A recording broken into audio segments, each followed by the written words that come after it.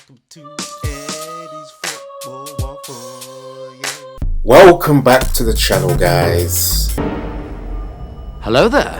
Man United. We saw Man United crumble at home against Brighton, allowing Brighton to get their first win after 7 attempts of trying, getting their first win at what should be the theatre of dreams, but now it's the theatre of nightmares. And I've said that last season anyway. It was like that last season, and other people have been afforded records there. Cast your minds back to Liverpool 5-0, the biggest loss in 126 years. Sorry to bring up the PTSD. No sorry. Don't talk to me like that. Ain't no sorry. What was going on? I mean, yes, there should be patience, but to see that game and see what we've already learned under Ralph, I think Ten Hag's got to be talked to now. Someone, I mean, Ralph, if you even Ralph, you won't care. I mean, the Man United treated you like shit, but if you could just send an email, if you got Ten Hag's email still, if you still got his number, which I doubt you have, I bet he's blocked you. I speak with a lot of people, but finally I will draw my own line. If you got if you can blow a smoke signal out to Ten Hag and just help him and just somehow feed him the intel on the players last season. Come on, Mr. Ten Hag, you know ball, but you've got to look at the tape from last season.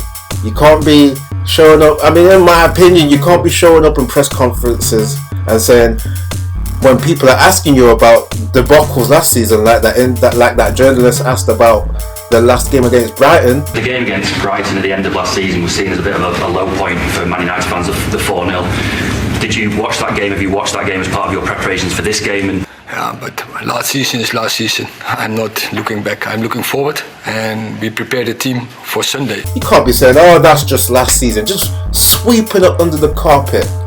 And what happens when you sweep shit under the carpet? Comes back to bite you.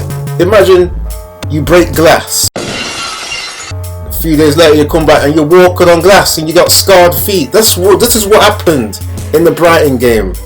We've seen that McFred should not be there.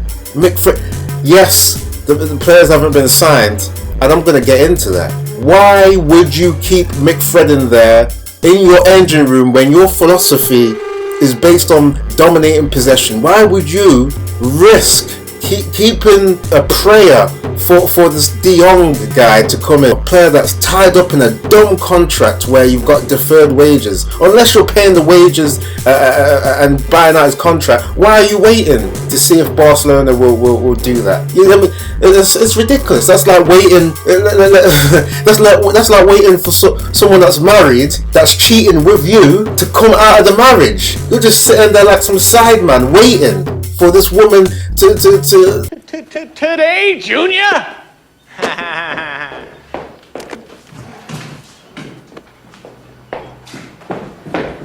You're just sitting there like some side man waiting for this woman to divorce, to get rid of the contract that she got with this other guy.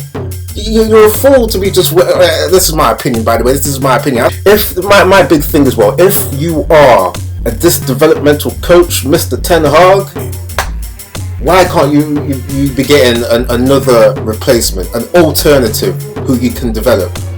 Because right now it's either wait on a prayer for De Jong or try and develop these old midfielders like Fred and McTominay, who are just the wrong style. Yarm. So how about you get another midfielder within your profile in the market? Come on, there's a billion teams out there. I'm not saying just get anyone, but yeah, we've got to climb the ladder now. Just get better than McFred. But anyway, coming back to the Brighton game, we saw that the transfer policy is flawed.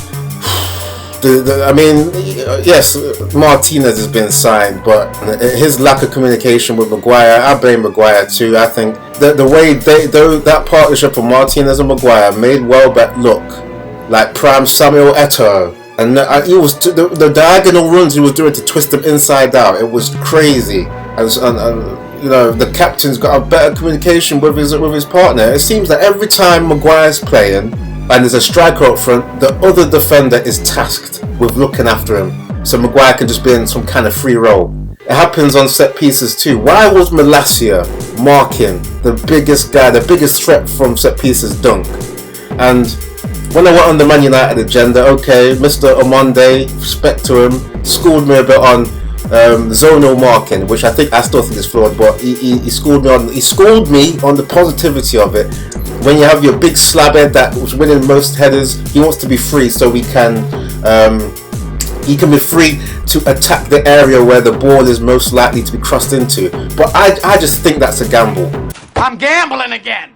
I think that's a gamble. If for any chance that you miss your zonal header and Lewis Dunk, like we're saying, the most dangerous at set pieces for Brighton, gets that header, he's always beaten Malacia. And I've talked about McFred. I mean, come on, they're at fault for pretty much both goals. McTominay losing the ball when he's trying to drive through. I mean, he's not the kind of guy that can drive with the ball. Lost the ball, got turned over, counter-attack goal. Fred not being able to screen when Man United were conceded the counter-attacks.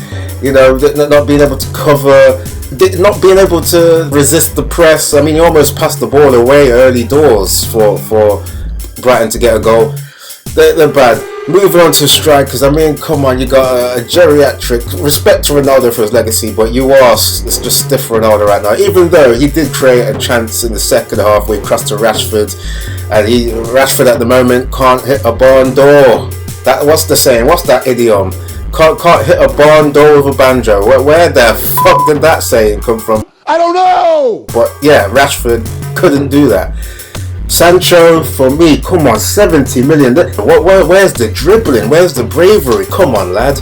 Maybe he's going to grow into the season, but if he's going to do what he did last season and be a kind of quiet, be passive, keep getting doubled up on the touchline, looking a bit Depay-ish, a bit Depay-like, come on. And anyway, we've seen the new links to Rabiot. You know what?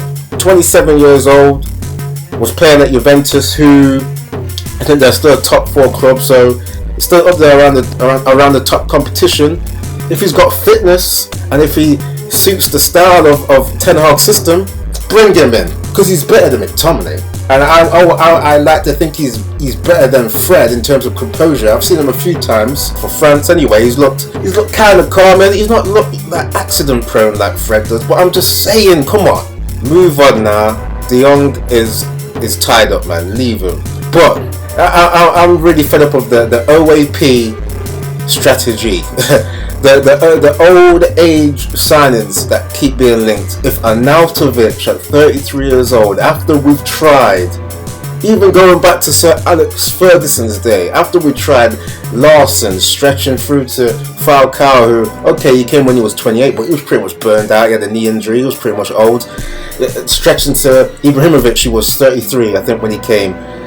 Stretching to Igalo, who was about 33. Stretching to Cavani, who was about 33. And now Ronaldo, 38. It's like, come on, man.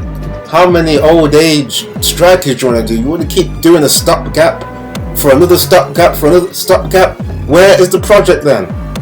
If Arnautovic comes in, we're seeing that he's pretty much like Suarez. He's pretty much a racist rat. And just a bang average player anyway. So if he's being signed, I may quit. I may quit as a fan. I can't keep doing this. This is insanity. This is madness. If we're just to keep supporting a board going in circles. Anyway, we're gonna see whether Ten Hag changes some personnel, maybe changes the system. Anyway, get in the comments. Tell me what you think. Hit the like and subscribe. And peace.